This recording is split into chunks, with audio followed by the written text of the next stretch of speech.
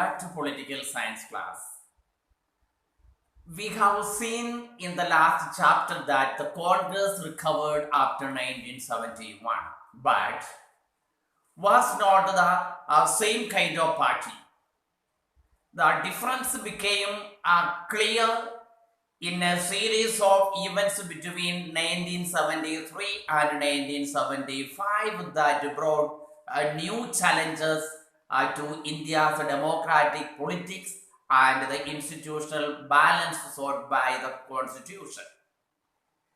These developments led to the imposition of emergency in June 1975.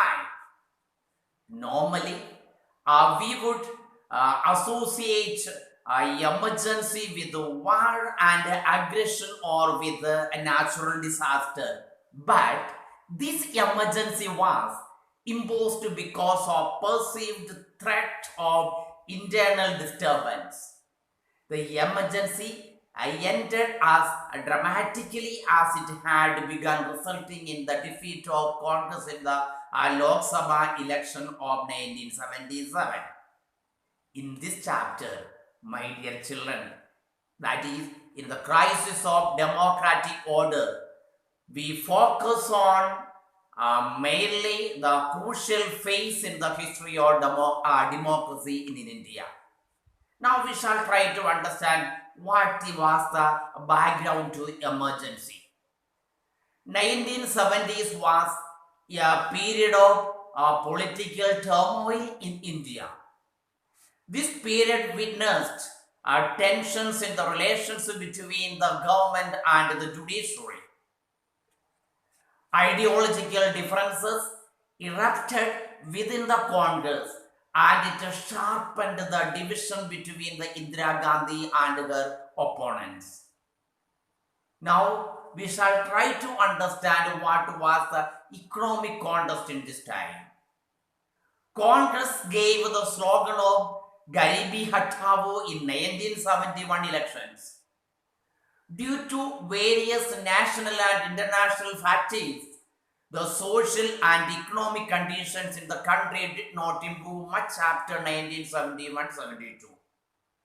In such a context, non-Congress opposition parties were able to organize a popular protest very effectively. What were the popular protests? We shall take, for example, Gujarat and Bihar movement. Gujarat and Bihar were Congress ruled, or these two states were Congress ruled states. Despite this fact, students from both states started agitation against rising prices of food grains, cooking oil, and other essential commodities and against corruption in the high places. Jayaprakash Narayan from Bihar gave a call for total revolution in the social, economic, and political spheres. In 1975, Jayaprakash led one of the largest march to parliament. Now we are going to think about another protest that was a Naxalite movement.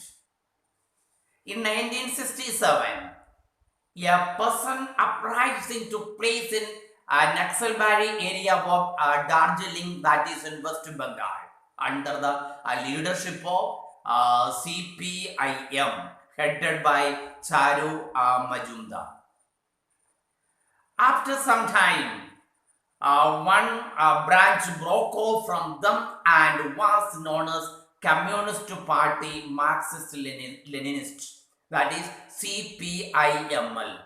It was founded by Charu Majumdar. Government have taken same measures in dealing with the Naxalite movement. Again, some other protests were there, that was the railway strike of 1974. We shall try to understand about the railway strike of 1974. A nationwide strike by all employees of the railways was led by George Fernandez. its main demand was related to bonus and service conditions. The government declared the strike illegal and it had to be called off after 20 days without any settlement. And last, we have to understand there was a conflict with the judiciary. 1970s witnessed a bitter relationship between a legislature and judiciary. Constitutional amendments and its interpretation was a pivotal point of better relations. In 1973, issue of appointment of Chief Justice of India worsened the conditions. Highest point in controversy came when the High Court declared Indira Gandhi's election invalid. So, dear children, I hope that all of you understood all these matters. Okay, now we shall discuss the further part, that is about the declaration of emergency, in the next class. Thank you very much.